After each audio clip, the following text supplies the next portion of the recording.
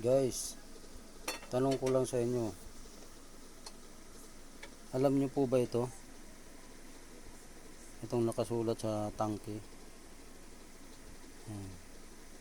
Tawag yan, tar weight. Tar weight. Ibig sabihin, ano yan? Yan ang bigat ng tangke. Tang weight yun dapat eh. Tar weight na yung tawagin. 12.3. So ibig sabihin, itong tangke na to, ang bigat niya ay mahigit 12 kilos. Plus yung laman niya 11 kilos. Yun ang standard na laman ng mga LPG gas na ganitong small to kung tawagin yung ganito. Ayan. Pag kinargahan to ng 11 kilos, so magiging 23.3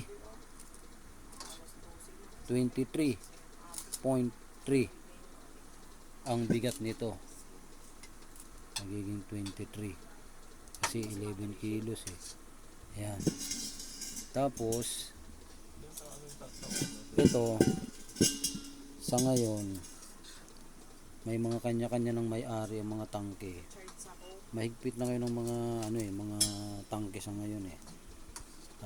Ito kung halimbawa nagkaroon to ng problema ang tangke na ito, lagi niyong tatandaan, ang dapat lang natin pagreklamuhan sa mga ganitong klaseng tangke ang naka-property nito. Ito ang may-ari nito, Shine Gas. Yan po ang nagmamay-ari nito. Itong tangke na to, nagmamay-ari nito Shine Gas. Kaya kung halimbawa itong tangke na ito ay sumabog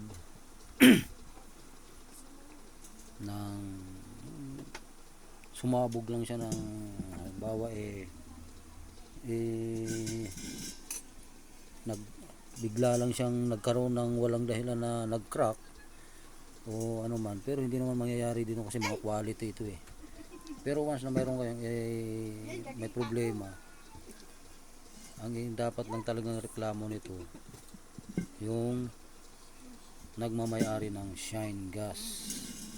Yun po ang dapat natin tsaka mga ganitong klaseng tangke, mga quality ito.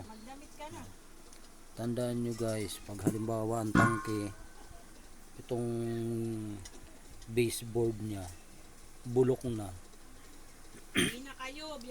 yan ang pwede nyong ibalik sa pinagkunan nyo nito. Pag hindi nila tinanggap, hindi pwede kasi tayong mga consumer wala tayong karapatan dito sa tangke na to. Parang katulad lang to ng metro. Kaya kailangan kung may problema na ang tangke, kailangan ito i-report para palitan nila ng bago dahil delikado ito eh. Gas ang laman ito.